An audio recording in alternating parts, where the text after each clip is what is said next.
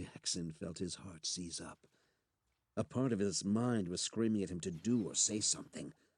Anything. Smooth lines filled his head and were lost just as quickly. The longer he delayed, the more he noticed the quiver in her lower lip. He cringed as he heard the words coming out of his mouth. But somehow all he managed to get out was, "Just chillin'." He wasn't really wise enough to feel the loss of a moment here. But Gianna started to chatter more superficially then. "Yeah, me too.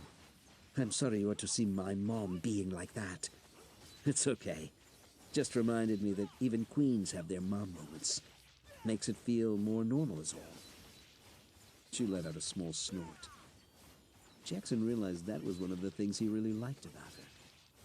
Gianna could be so polished, like the perfect princess. But then there were these moments where her guard dropped. Usually it was when she was genuinely enjoying something, and he could just imagine her as a normal girl. Actually, not a normal girl, but a cool one. The type he wanted to spend more time with. She giggled at that. "Like you know anything about normal. Your father is a duke, your mother an elven lady. Oh, and the first one chosen by any of the true gods in a couple generations. That, and you are stronger than almost anyone I know, and still only my age." Jackson shrugged. "I don't know. I guess when it's your life, it just feels natural." "Yeah, I barely think of my mom as the queen.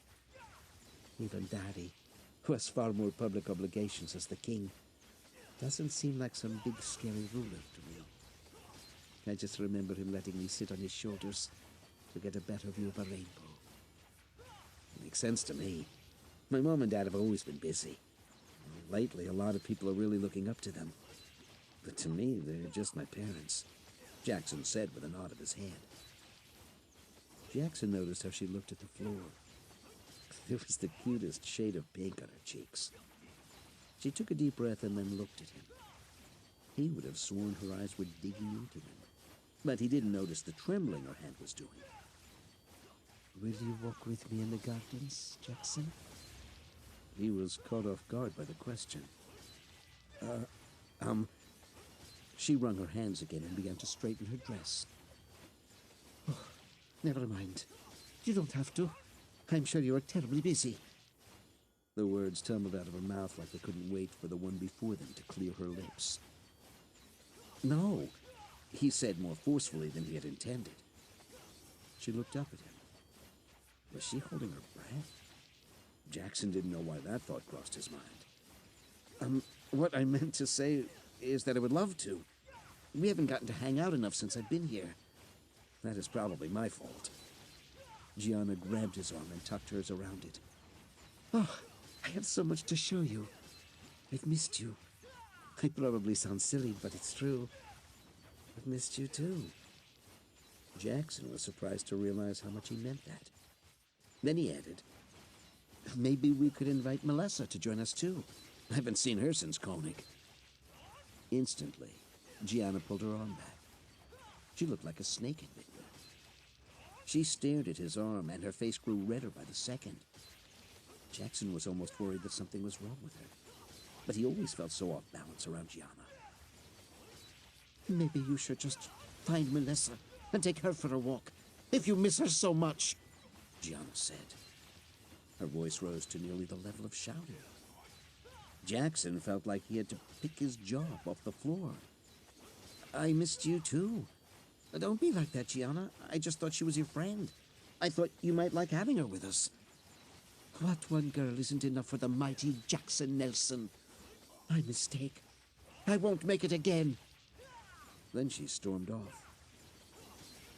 Jackson felt his heart sink as she walked away. He could see her shoulders quivering with rage. Just when he thought they were going to have a nice time, he did it again. He didn't know how she did it, but Gianna could just make him feel so confused.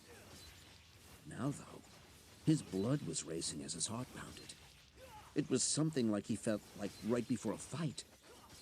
He needed to do something to burn this energy off. Maybe he could find Captain Arame and learn more about this upcoming mission. No, he needed to be alone for a minute. Then it dawned on him. He wanted to go back and check on the shop owner. There was something going on there, even if he didn't know what it was. There hadn't been time before to look into it. His mother had not cleared him to leave the castle today. But his dad always said, better to ask forgiveness than permission. So he went running through the halls.